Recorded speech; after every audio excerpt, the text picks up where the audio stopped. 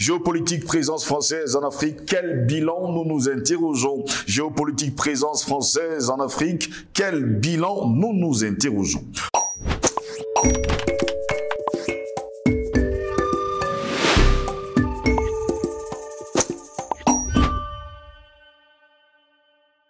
Mesdames, Messieurs, bonjour, très heureux de vous retrouver sur Panafricaniste TV, la chaîne de télévision des panafricanistes, la chaîne de télévision qui vous apporte le meilleur de l'information sur un plateau d'or. Bonjour, bienvenue à toutes et à tous à cette autre édition de Parole panafricaniste. Le slogan « France dégage » se répand dans tous les pays africains, plus de 60 ans après leur indépendance. Manifestations, ou alors manifestants et intellectuels réclament la fin du franc CFA et la disparition de toutes les bases militaires françaises et étrangères du continent noir. Alors que la concurrence avec d'autres puissances s'accroît, l'ampleur de la contestation prend Paris au dépourvu. D'ailleurs, quel est le bilan de la présence française sur le sol africain? Tous les Africains répondent unanimement, bilan nul, catastrophique. C'est un sentiment de rejet que gardent d'ailleurs les Africains. Pour le continent noir, le malheur de l'Afrique, c'est d'avoir rencontré la France. Reprenant ainsi les propos de Aimé Césaire. Il n'avait pas tort de le dire, Aimé Césaire. Entre le discours philanthropique, humaniste et la réalité, le contraste est grand. L'indépendance, ceux qui la veulent aujourd'hui, qu'ils la prennent maintenant, déclarait encore il y a quelques décennies Charles de Gaulle. Héros poltron de la libération de la France, avec les résistants de l'extérieur et ceux de l'intérieur, qu'on a surnommés plus tard les maquisards, ainsi que les troupes alliées nord-américains, britanniques et canadiens, auxquels il faut ajouter des supplétifs africains, nous dit-on, venus des quatre vents du vaste territoire de l'empire colonial français. Eh bien, mesdames, messieurs, ce n'est qu'à partir du débarquement de Normandie que l'on commença à assister au blanchiment ou alors au blanchissement des troupes. L'état-major américain imposa que dans la cavalerie qu'elle donnait à ses alliés, qu'il n'y ait pas de nègres, fidèle à sa politique ségrégationniste. Emmanuel Macron en 2018 dira la même chose au sujet du franc CFA. Le franc CFA, ceux qui veulent le quitter, ils sont libres. Pourtant, l'histoire des 100 dernières années nous renseigne qu'il ne faut jamais se fier à cette déclaration à l'emporte-pièce des chefs d'État africains. En voici quelques exemples. Ahmed Sékou Touré. Lorsque à Conakry, Ahmed Sékou Touré, homme politique et syndicaliste, futur président de la Guinée, déclencha l'abandon de la France en faisant voter non au référendum initié par le général de Gaulle visant à jeter les bases de l'Union africaine, un État fédéral composé de la France et justement de ses anciennes colonies, le pacte colonial, on en parle. 3000 Français quittèrent le pays en prenant tous leurs biens et en détruisant tout ce qui ne pouvait être déplacé. Il faut que je vous le dise.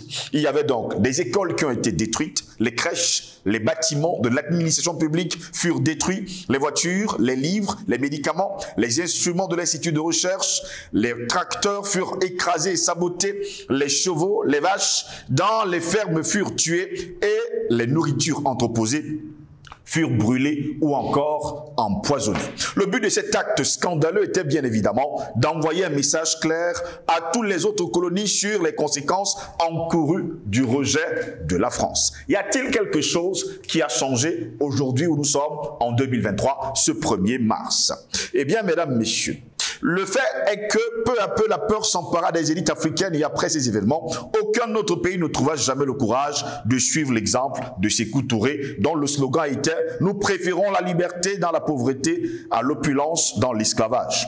Pour les pays nouvellement indépendants, il fallut trouver des compromis avec la France. Sylvanus Olympio, on en parle également, le premier président de la République du Togo, pays d'Afrique de l'Ouest, trouva une solution susceptible de calmer les Français. Ne voulant pas continuer à subir une domination française, il refusa de signer le pacte colonial proposé par De Gaulle, mais acceptant en contrepartie de payer une dette annuelle à la France pour les soi-disant avantages obtenus de la colonisation française. Ce furent les seules conditions de la France pour ne pas détruire le pays avant de partir. Toutefois, il faut également le préciser, le montant estimé par la France était si grand que le remboursement de la soi-disant dette coloniale était proche de 40% du budget du pays en 1963.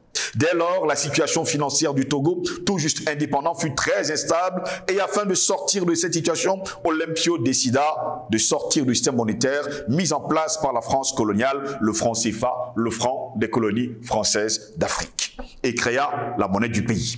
Le 13 janvier 1963, 3 jours seulement après qu'il ait commencé à imprimer les nouveaux billets, une escouade de soldats français, oui, s'empara de lui et le tua. Le premier président élu de l'Afrique indépendante, Olympio, fut exécuté par un ex-légionnaire français, le sergent de l'armée Étienne Gnassingbé Yadema, qui au passage reçut à ce moment une prime de $612. Je me reprends, $612 de l'ambassade française locale pour le succès de sa mission. Le rêve de Olympio était de construire un pays indépendant et autonome, mais l'idée ne correspondait pas aux colonies françaises. Le 30 juin 1962, Modibo Keïta, le premier président de la République du Mali, décida également de se retirer du système monétaire CFA, oui, imposé à 14 pays nouvellement indépendants. En effet, pour le président malien qui se penchait plus vers une économie socialiste, il était clair que la colonisation qui perdurait avec ce pacte avec la France devenait un piège, un fardeau pour le développement du pays. Le 19 novembre 1968, comme Olympio, Keïta sera victime d'un coup d'État mené par un autre ex-légionnaire, le lieutenant Moussa Traoré. Que dire, mesdames, messieurs des autres pays, de la Côte d'Ivoire, du Sénégal, de la Centrafrique, du Cameroun, du Tchad, du Congo, du Gabon et des autres? Oui, c'est avec une main de fer que la France mettra tout en œuvre pour écraser ses anciennes colonies. Oui, voilà pourquoi nous nous demandons quel est le bilan de la présence française sur le continent africain. Est-il bon? Est-il catastrophique? Est-il laid? Ou tout simplement inexistant? Notre question, géopolitique, présence française en Afrique, quel bilan? Pour répondre à mes questions, nous sommes avec le président Badakani cet après-midi. Président Badakani, bon après-midi, bienvenue à vous. Merci mon cher Jocelyn Goss. Je suis très heureux de te retrouver après un petit moment de séparation.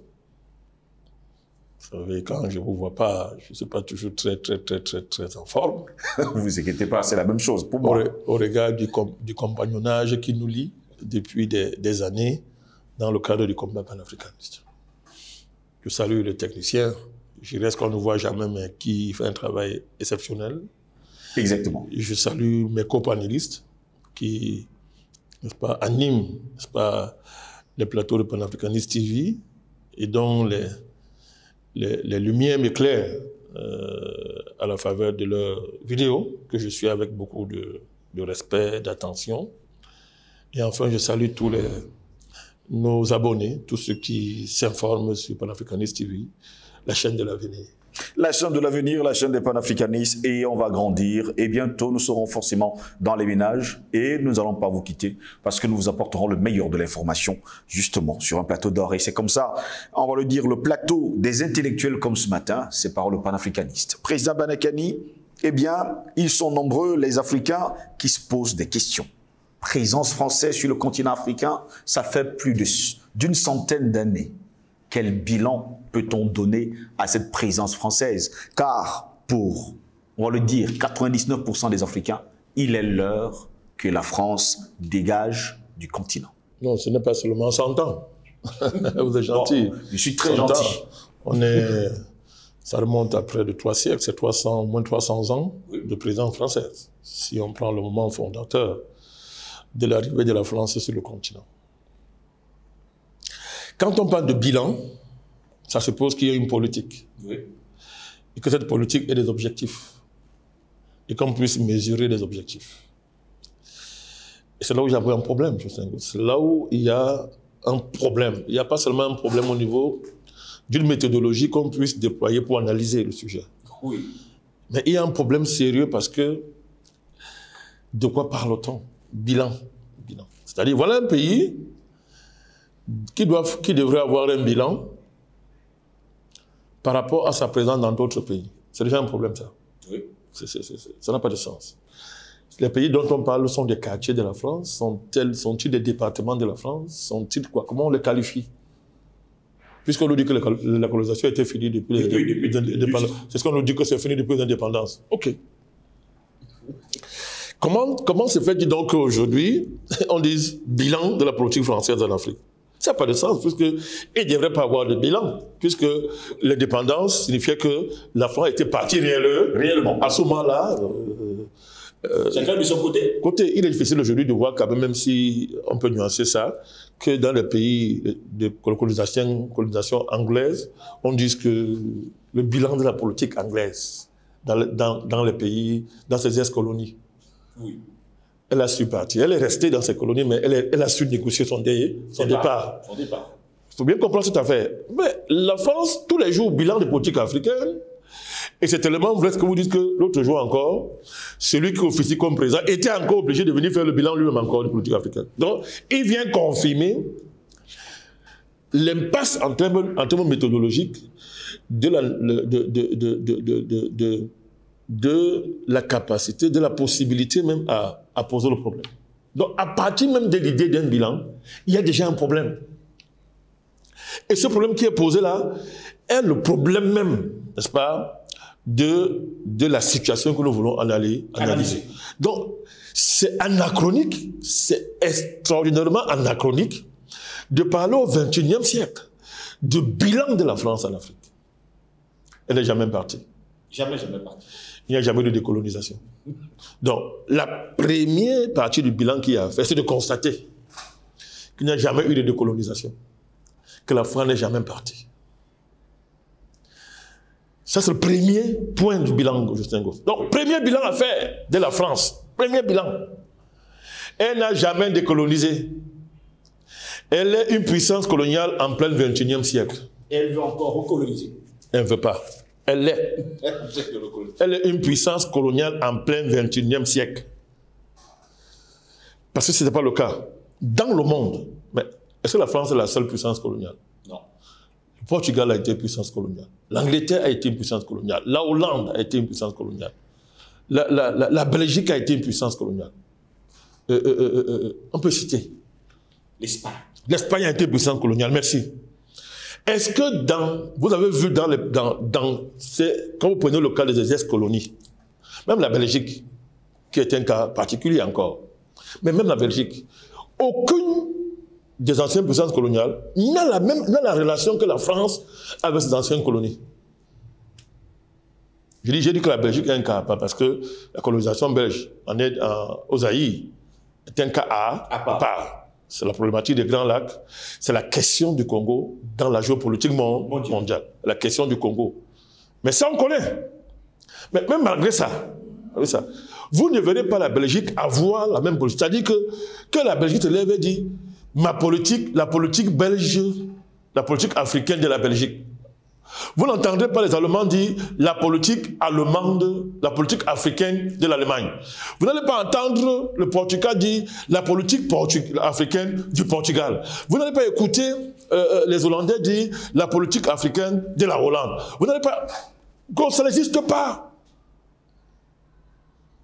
Pourquoi c'est seulement la France qui continue à revendiquer un tel anachronisme en plein XXIe siècle? Il ne faut pas qu'on bavarde. Si les intellectuels français peuvent débattre avec nous, mais qu'ils viennent au débat. Je ne parle pas de leur président, il ne vaut rien, il est inconsistant.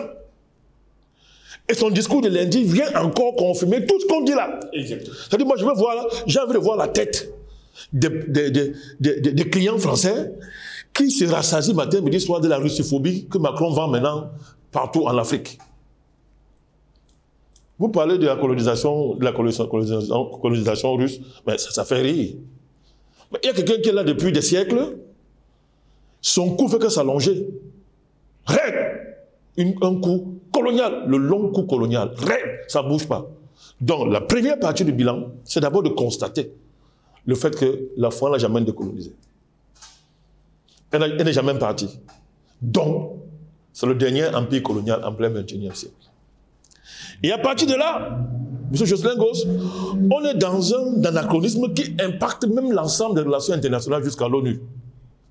Parce que l'ONU s'est vantée d'avoir été une puissance, une instance où on a négocié l'indépendance des pays africains. où on a préparé la décolonisation à travers les régimes de tutelle et les régimes de mandat que l'ONU a institué.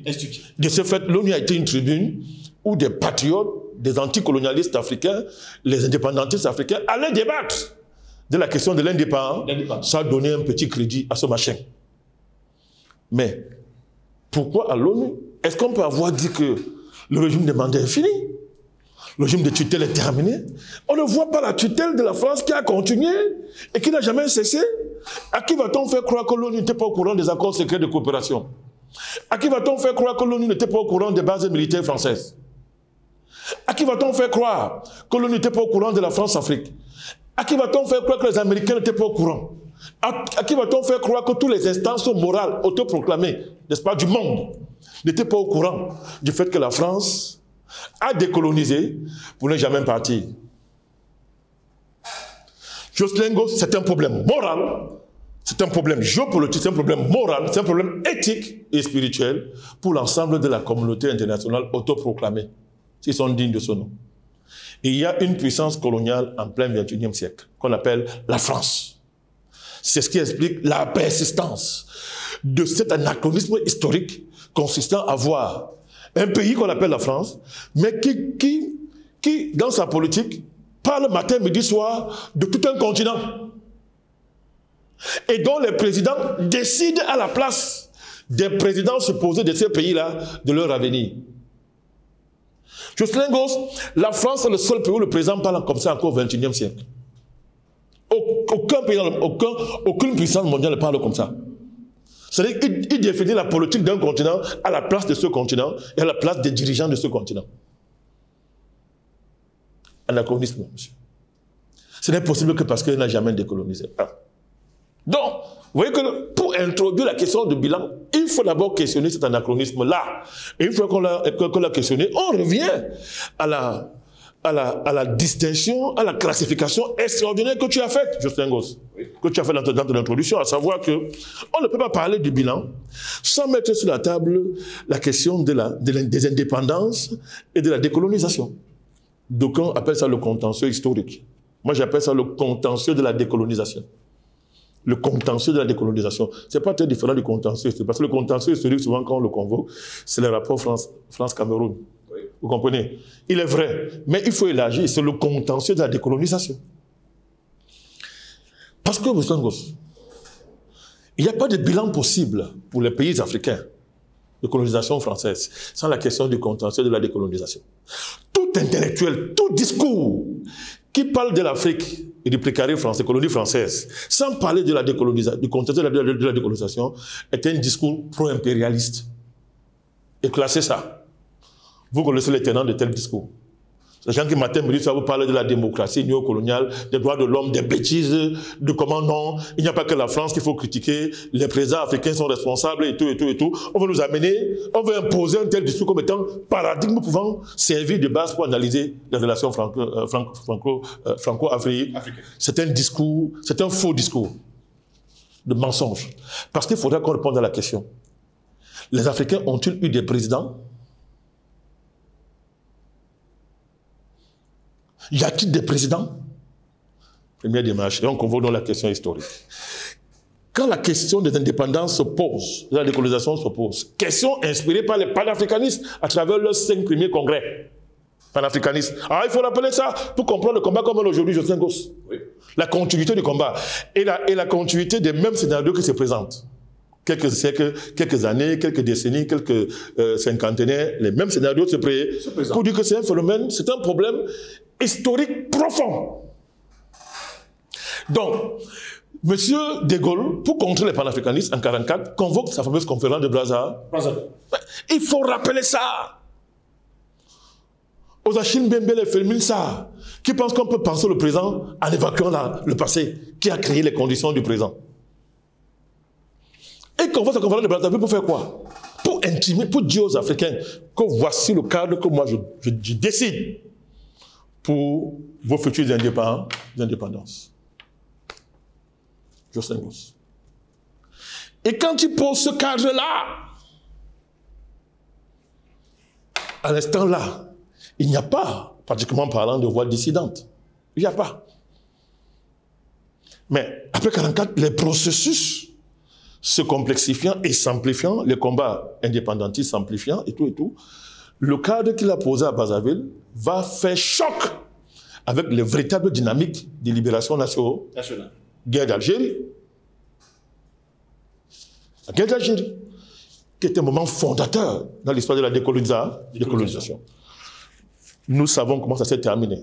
Les Algériens, au moins, ont réussi à imposer à la France un ajournamento qui a débouché sur l'indépendance de l'Algérie.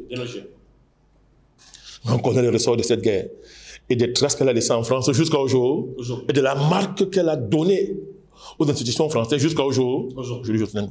Mais il n'y a pas que l'Algérie. Il y a une guerre d'indépendance au Cameroun qui est dirigée par des leaders historiques de l'histoire du Cameroun, Oumyobé Wandje et consorts. Il y a des dynamiques d'indépendantistes en Guinée-Conakry, incarnées par ce que vous avez cité. Un peu partout, il y a en Afrique, il y a des batailles de décolonisation, n'est-ce pas, dont les plus emblématiques sont ceux que je viens de citer. Alors, il se passera quelque chose d'extraordinaire. De Gaulle va choisir de liquider par le feu et le sang les dynamiques qui disent que non, nous ne voulons pas l'offre française en matière de décolonisation. Le Cameroun a fait une guerre dont la France a honte de parler jusqu'à aujourd'hui. C'est l'occasion pour moi de cracher sur la bêtise qui vient d'être créée par le provocateur de l'Élysée, l'agresseur en chef qui est à l'Élysée, qui l'appelle Commission mixte Cameroun-France pour soi-disant écrire l'histoire du Cameroun. Alors nous parlons, l'État camerounais a déjà anticipé depuis et a mis sur place une commission pour réécrire toute l'histoire du Cameroun. On n'a pas besoin de ça s'arrêter là. Les intellectuels camerounais qui pleurnichent là pour dire que non, il fallait qu'on les mette là-dedans, qu'ils arrêtent ça par respect. Moi, j'ai un profond respect pour Daniel Aboua. Vraiment, respect que j'ai pour lui, s'il m'écoute, qu'il ne parle plus, qu'il ne faut pas qu'il revendique la saleté, qu'il laisse la France et ces gens qu'il a choisi faire ces bêtises-là. Ça ne nous concerne pas. Donc, on va liquider par le sang et le feu les dynamiques porteuses d'une offre africaine digne de son nom, une offre de libération nationale, une offre d'indépendance, qui de manière fondamentale ne voulait pas dire rupture radicale avec la France. Parce que si la guerre algéro-française a débouché sur une négociation, les accords de Vienne, c'est ça, les accords de Vienne, mais pourquoi la France ne pouvait pas tirer les leçons de l'Algérie pour discuter correctement, engager une négociation digne de son nom avec les patriotes africains qui revendiquaient l'indépendance? Pourquoi? Parce que c'est ça la France. Pourquoi il s'agissait de dire que c'était une question de suivi pour la France? Parce qu'elle voulait être une grande puissance dans le Conseil des Nations. Il fallait qu'elle soit parmi les puissances. Et la condition de la puissance française, c'était l'asservissement des Africains. Asservissement économique, asservissement culturel, asservissement politique, asservissement géopolitique. Si quelqu'un, dans son discours, évacue ça, c'est l'ennemi du continent africain. Ne le considérez pas. C'est-à-dire que ces frontières doivent être claires et assumées. Donc, à partir de ce moment, le bilan de la France commence là. Maintenant, examinons donc quelle est l'offre de la France une fois qu'elle a liquidé les patriotes. La France propose aux Africains un deal. Je vous offre les conditions d'insertion dans le champ géopolitique mondial, dans le champ international mondial, à condition que, sous ma coupole, vous êtes derrière moi, quand je vais à l'ONU, je vous embarque comme du bétail électoral pour faire de moi une grande puissance diplomatique. Quand je m'aligne à l'ONU, vous vous alignez. En retour, donc, moi, je vous garantis ce que j'appelle le développement. On va donc signer des accords de coopération. Secrets de coopération. Des accords secrets de coopération. Qui consistent en fait à un transfert de tous les éléments de la souveraineté, c'est-à-dire des capacités à bâtir des politiques de développement. On transfère tout ça à Paris. Et ce transfert se traduit concrètement par les accords monétaires, les accords culturels, n'est-ce pas, les accords éducatifs, et les conséquences, à savoir les accords diplomatiques et géopolitiques. Les Africains sont interdits de faire de la géopolitique. Ils doivent renoncer à toute initiative diplomatique. C'est le couloir réservé à la France, à son général de Gaulle, qui peut aller pérorer dans les enceintes internationales pour jouer au grand. Il était tellement géant, il fallait aussi qu'il soit géant sur le plan diplomatique. C'est là qu'il s'agit. Alors, vous me donnez vos matières premières, je garantis votre monnaie, qui n'existe pas sur le plan international. Donc, vous existez monétairement international grâce à moi. Vous n'avez pas d'armée. Il y a des accords secrets militaires. Et hier encore, il en parlait. Parce que quand on parle des choses, allez lire son discours. Hein. C'est nous qui l'avons dit écrit ça. Non. C'est celui qui l'avons expliqué. Ce discours est un aveu en plein 21e siècle que la foi n'a jamais cessé d'être une puissance coloniale. C'est maintenant qu'il veut reformer le pacte militaire. Alors, donc, que les gens se taisent, que les pauvres Français ferment leur bouche, qu'ils ne parlent plus, c'est un peu honnête. Macron vient de vous avoir en plein 21e siècle que ces accords coloniaux-là étaient là, et que c'est maintenant qu'il veut les reformer. Dans son discours, il dit encore, il avoue que depuis 2017 à Ouagadougou, j'ai dit qu'il y a un peu de politique africaine. Autrement dit, il y en avait jusqu'en 2017. Oui. Bon, que c'est faux. Mais on le prend au mot, n'est-ce pas? Mais tous ces gens-là qui viennent nous donner des leçons pour dire que, écoutez, vous accusez tous les Français à tort et à travers. Vous ne pouvez pas être plus royaliste que le roi. Ce sont sérieux. Dites que vous avez d'autres projets, mais ne cherchez pas des arguments de rue pour dire des bêtises. Le débat est clos. À partir du moment où le chef colonial lui-même vient vous dire que taisez-vous. Macron vient vous dire que nos entreprises faisaient du faux en Afrique. Voilà pourquoi aujourd'hui nous sommes les derniers. Nous n'arrivons pas à suivre le rythme de la compétition. Et comme moi, Macron, je peux défendre des entreprises qui ne sont pas à la page. C'est pas les Français qui ont dit de dire ça? Non. C'est lui qui avait écrit son discours? Non. Gauss ne peut pas nier l'évidence. Mais, ce qu'il dit là, Jocelyn Gauss, c'est la conséquence du consensus néocolonial que la France offre à ses colonies après des indépendances. Alors, parlons donc. Mais vous reprochez quoi des colonies qui, à la faveur d'un rapport de force totalement défavorable sur le plan de l'histoire, n'ont pas le choix devant une offre qu'on les fait. Mais les colonies n'avaient pas le choix. Parce que tous ceux qui ont dit non, tu vois, c'était les noms, on a coupé la tête. On les a tués tous. Il ne restait que les gens qui pouvaient dire oui. Et ils ont donc dit oui. Faisons le bilan. C'est la politique française. Mais après, maintenant que Macron veut dire que okay, moi, il veut changer les choses. C'est ce qu'il dit discours. C'est lui qui dit, hein. Il veut changer les choses. Donc, on ne change que ce qui existait. Ce qui existait était de la colonisation. Il vient de le reconnaître. Il veut changer. Alors, lui-même, il a fait le bilan. Alors, on voit. France CFA, les pays africains ont tenu leur parole. Ils ont approvisionné le compte d'opération au départ de 100% de leurs devises. Après, c'est passé à 75%, après 60%, après 50%. Quel est le pays africain qui a refusé de remplir ce rôle? Ils l'ont rempli. Ils ont rempli leurs engagements militaires. Non seulement ils ont aidé la France à être un pays libre, mais ils ont continué, ils ont sauvegardé les accords, qui étaient cinquantenaires au Sénégal. Quel est le pays africain qui a voulu rompre ça? Gbagbo a essayé, il s'est retrouvé à la CPI. Pour les babas qui gueulent là, ils oublient l'épisode de Gbagbo. Gbagbo n'a pas fait quoi? Mais à la faute de Gbagbo, si nous ne sommes pas en mesure, sur le plan de notre niveau d'organisation, à sécuriser les patriotes, Gbagbo s'est retrouvé, n'est-ce pas, à la fin du XXe siècle finissant, déporté à la CPI. Il a fallu le combat des panafricanistes, n'est-ce pas, pour qu'ils sortent de là. Et nous le saluons en passant, le grand patriote Gbagbo. Alors, qu'est-ce qu'on n'a pas fait? On a accepté les accords culturels. Puisque nos écoles sont bâties sur le modèle colonial. Alors, on produit des fonctionnaires, des bavards, des sémioticiens, des docteurs en tout genre de choses, n'est-ce pas? Tel que le modèle français l'a voulu. C'est de la faute de qui?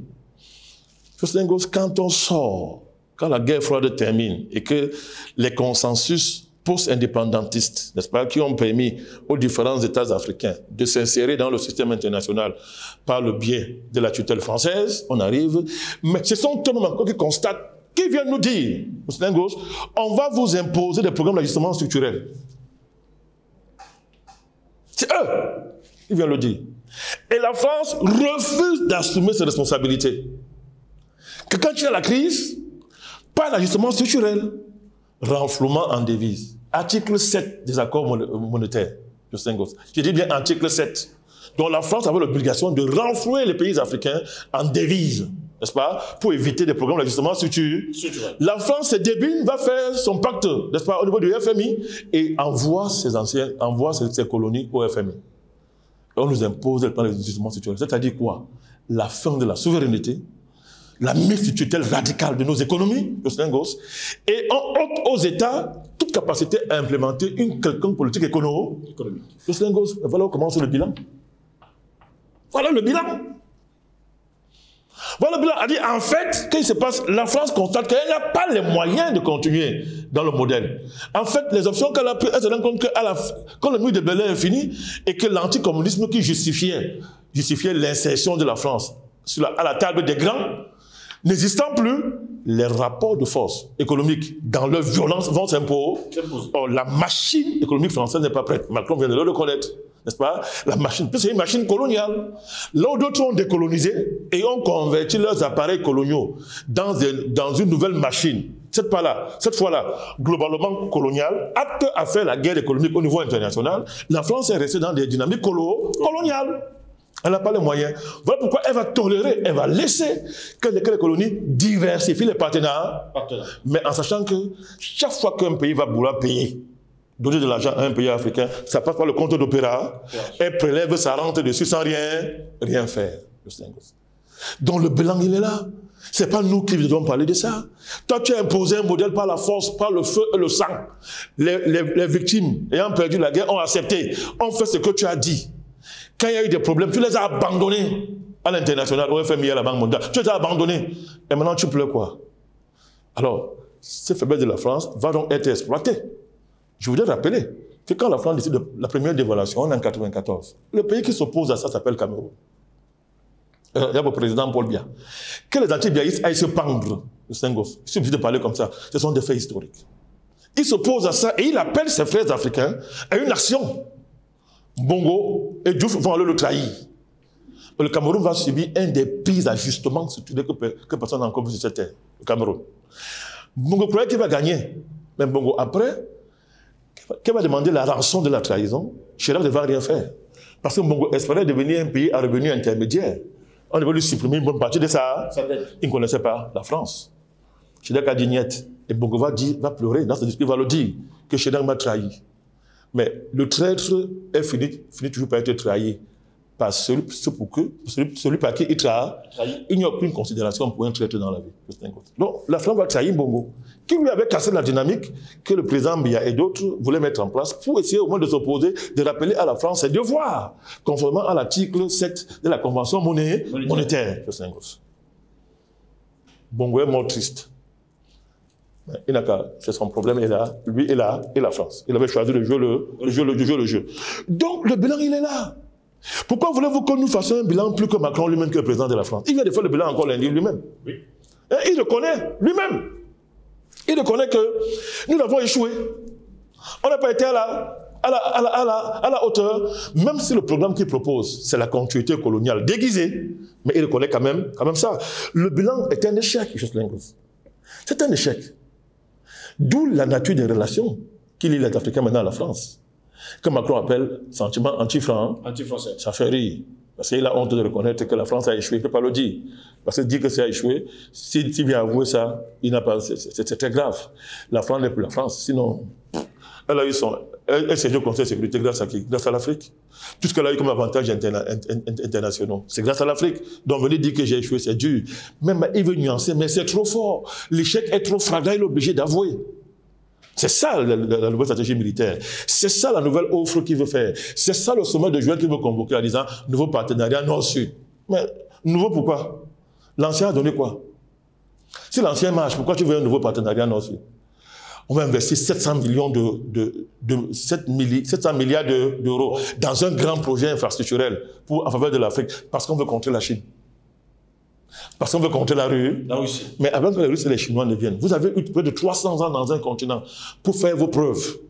Si la France était un pays de gens compétents, des gens qui croient à tous leurs discours, à leur préambule de leur constitution et à toutes les valeurs dont ils se réclament là, la France serait aujourd'hui la première puissance mondiale. Moi, je vais vous dire que l'Africain m'explique pour une première fois. Je ne prends qu'un cas. C'est un cas pédagogique. Je suis très sûr de moi que si vous avez laissé l'Afrique aux Allemands, on serait pas où on est. Les Allemands seraient la première puissance mondiale. Je vous dis. La France n'a pas été en mesure en Afrique de bâtir même des monuments et des infrastructures qui dépassent celles bâties par les Allemands. Sur lequel Cameroun? Pas seulement au Cameroun. Macron vient de le connaître lui-même dans son discours. Oui, donc moi je le prends au mot. Pas moi qui le dis. Il vient de le connaître dans son discours. Donc, vous voyez très bien que Le bilan, vous avez beau contourner. Vous voulez être très responsable, vous voulez être modéré comme vous voulez. Les faits vont vous rattraper. Le sentiment, c'est qu'il appelle sentiment anti-français, qui est une bêtise à tout point de vue. Sur le plan sématique, sur le plan à tout point de vue, c'était de la bêtise de dire ça, mais il ne peut pas faire autrement. La conséquence directe de l'échec de la politique française en Afrique. Il n'y a pas de pays au monde où on célèbre le colon. Il n'y a que la France qui veut être une puissance coloniale et veut que ses victimes coloniales l'adorent. Mais ça, c'est la sorcellerie. Les Français ont-ils adoré les Allemands? Montrez-moi dans l'histoire de l'Occident où est-ce qu'une victime adore le bourreau. Même quand ils se faisaient la guerre entre eux, les frères, ils se sont fait la guerre entre eux pendant des centaines d'années. Pourquoi? Pourquoi, Jocelyn? Mais parce que dans l'histoire, il n'est pas possible qu'une victime adore le bourreau. Si une victime adore le bourreau, il n'est plus une victime, il disparaît de la scène historique. Même Dieu va dire qu'il disparaisse. Dieu n'est pas d'accord avec une victime qui adore son bourreau. Mais la France veut que les Africains, avec tout ce que je viens de vous dire, adorent la France. C'est impossible. C'est ça encore l'autre dimension de l'échec. Et pas seulement un échec historique, c'est un échec spirituel, c'est un échec cosmique. C'est-à-dire que c'est très grave comme échec. Donc, vous voyez donc que la France a fabriqué un type de dirigeant. Elle a offert un modèle qui était coiffé par les Senghor, les Houphouët, les Mbongo, les Yadema, tout ce qu'on connaît là, tous ces présidents-là que nous connaissons. Pour que les Houphouët Mbongo existent, il fallait qu'on tue Sékou Touré, qu'on assassine les Oumyobé, qu'on assassine les Modibo Keïta, et les Sylvanus Solin. À la fin, quel est le bilan alors de ceux qui sont restés? On voit très bien. Alors là où ça marche très bien avec la France, quel est le bilan? Prenez la Côte d'Ivoire. Évidemment, comme ce que vous faites, on veut fabriquer un bilan en nom à M. Ouattara. Bon, justement, il ne vaut rien. Parce qu'il n'y a rien. Toutes les infrastructures qui doivent se vanter de faire là ont été bouclées. Financement, conception, conception technique, conception stratégique, financement bouclé par Gbagbo. Écoutez-moi bien, je dis bien tous les projets infrastructurels dont M. Ouattara se vante bien en Côte d'Ivoire. Je le dis. Et s'il y a quelqu'un en Côte d'Ivoire qui veut démontrer le contraire, appelez-le ici, ou bien qu'il fasse un débat. Les dons me le sont vivants. Vous comprenez? Gbagbo est vivant. Toutes les infrastructures qu'il met en œuvre là, Gbagbo avait bloqué les financements, bouclé les conditions techniques, Justin Goss. Mais qu'a fait la France? A débarqué Gbagbo du pouvoir par les moyens qu'on connaît, l'a envoyé à la CPI pour que le pion vienne s'installer et vienne récupérer le travail de Gbagbo pour se vanter, dire que je suis un génie. Ok. Considérons même qu'il a fait le travail qu'on dit là. Alors en Côte d'Ivoire, les Ivoiriens me font rire. Mais c'est le pays au monde où on expérimente, Jocelyn Goss, la croissance, pas pour la croissance, parce que les populations sont pauvres. À titre individuel, elles sont très pauvres. Mais il y a croissance, parce qu'on y blanchit de l'argent. Parce qu'on blanchit l'argent dans des un développement infrastructurel factice. Parce que les gens ne savent pas à quoi servent les routes dans un pays si ceux pour qui on les construit sont des esclaves dans leur pays. Je répète, à quoi servent les routes dans un pays? Ceux pour qui ces routes sont censées être construites sont des esclaves de Sénégal. Les Ivoiriens sont très heureux de voir les routes dans un pays dirigé par un étranger, que les nagues matin, midi, soir. De quoi est-ce qu'on parle?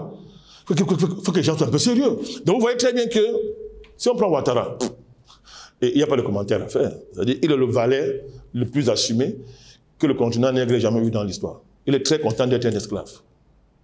Parce que lui, il est être humain. Quand il est adoubé par un autre humain comme lui, il dit, bon, je dis que toi, tu es un humain. Et on est des alliés. Tous les jours, il est en France, il prend des photos. On félicite la France, dit, notre allié, notre allié. Continuons. Voyons le Sénégal.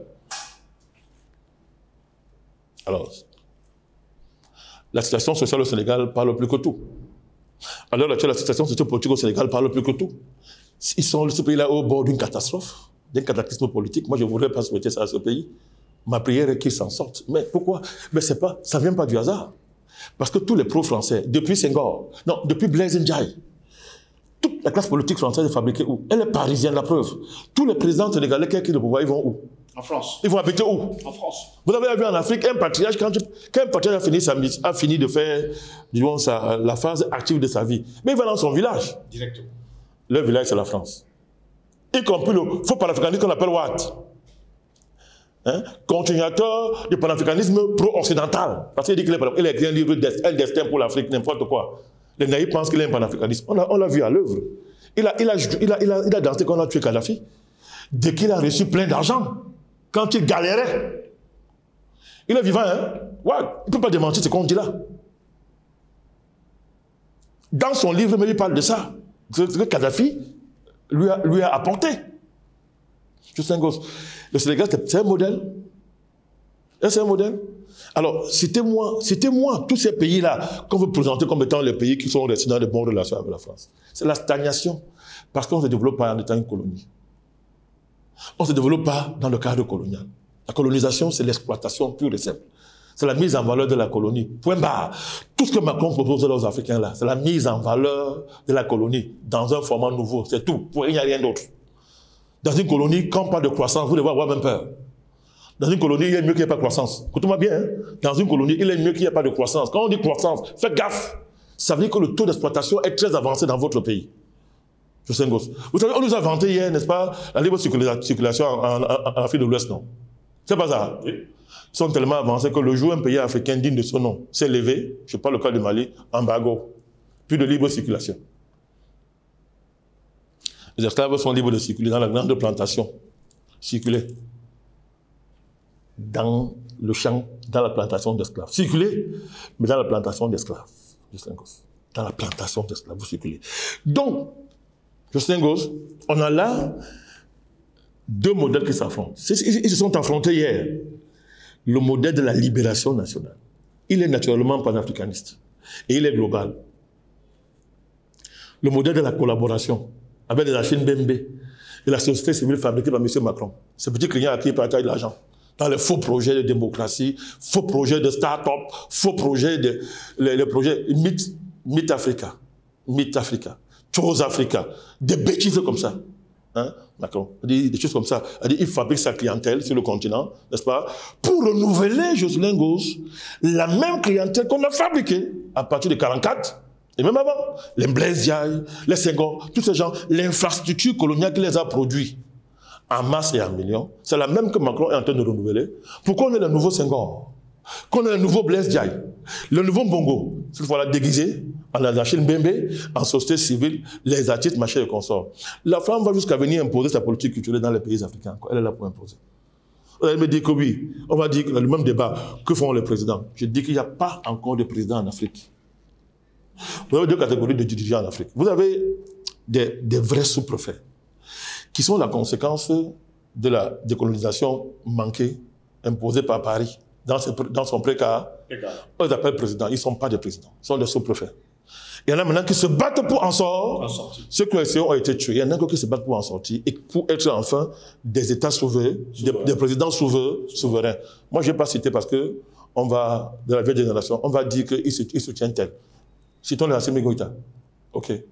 Assimi Goïta, n'est-ce pas? Qu'est-ce que la France est en train de lui faire? Ce n'est pas l'ennemi public numéro 1 de la France. Oui. Pourquoi la France n'est pas en mesure de discuter avec Assimi Goïta? Pourquoi? Parce que la France ne discute jamais avec les colonisés. Jamais. L'esprit français, il n'y a pas de débat entre la France, entre le français colon et le colonisé, il n'y a pas de débat. Parce que c'est un rapport raciste, c'est un rapport de mépris, c'est un rapport de négation, qui lie le français colon, je précise bien. Je ne parle pas le peuple français, je dis même le français colon. Dans son rapport avec l'Africain colonisé, c'est un rapport de mépris, c'est un rapport raciste, c'est un rapport de négation. Parce que les ressources, n'est-ce pas, du colonisé, ces ressources naturelles, ces ressources intellectuelles, la France vit de ça, elle capte ça. C'est de ça qu'elle se nourrit. Je parle de la France officielle, de l'État français. C'est de ça que la France se nourrit. Donc le débat, il est là. Pourquoi l'échec de la France vient de quoi? Parce qu'elle n'est pas à mesure, dans sa configuration, dans sa démarche géopolitique et stratégique, la France privilégie qui? Les Béni oui. Indépendance. Tous ceux qui ont dit non, tête coupée. Nyobé a été tué, mais Nyobé avant était dans la genèse française, la camerounaise française, lors de l'entre-deux guerres. Nyobé, je cafra, il était là avec les Sopos et consorts. Donc vous voyez que c'était même, il était, on peut dire, francophile. Il n'était pas germanophile. Toute l'élite camerounaise que la France a décapité là, c'était une élite francophile, entre guillemets. Parce qu'ils ont dit non, parce qu'ils ont dit nous avons une autre conception de l'indépendance. Là où la France aurait pu s'insérer, La réponse a été là. Les massacres de Jocelyne Gosse. Elle a privilégié les Ouattara, les gens comme ça, les interlocuteurs, valablement les Aïdjo, les Hassan II, tous ces gens-là, les Mbongo. Aujourd'hui, elle se plaint de quoi? Elle se plaint de qui? Pourquoi la France n'a pas mesure de parler avec Assimi Goïta? Pourquoi? Pourquoi la seule offre, c'est que taisez-vous et suivez-nous? Mais il faut aussi intégrer à côté de ça ceux qui disent non. Pourquoi on n'a pas mesure d'imaginer une discussion avec ceux qui disent non? Pourquoi? Pourquoi? L'arrogance. Mais qui vient de quoi? Ça remonte de très loin. Racisme. Les Noirs sont des chiens. On a vocation à les commander. Tant qu'ils n'acceptent pas, il n'y a pas de dialogue. Ceux qui acceptent, on les émerge. On dit que non, ce sont des grands. Ils sont des savants, ils sont très brillants, ils sont sages. Comme Mbembe. Mbembe est très fier de descendre de l'avion, d'être dans l'avion présidentiel avec Macron. Autrement dit, Mbembe reproche à Biya de ne l'avoir jamais invité, lui donner les honneurs que Macron lui a donnés dans le cadre de ce même rapport. Tu n'es qu'une élite que si tu lèches les fesses du colon français, que les gens m'excusent pour le mot, je ne veux pas dire mieux, il faut qu'on soit cru.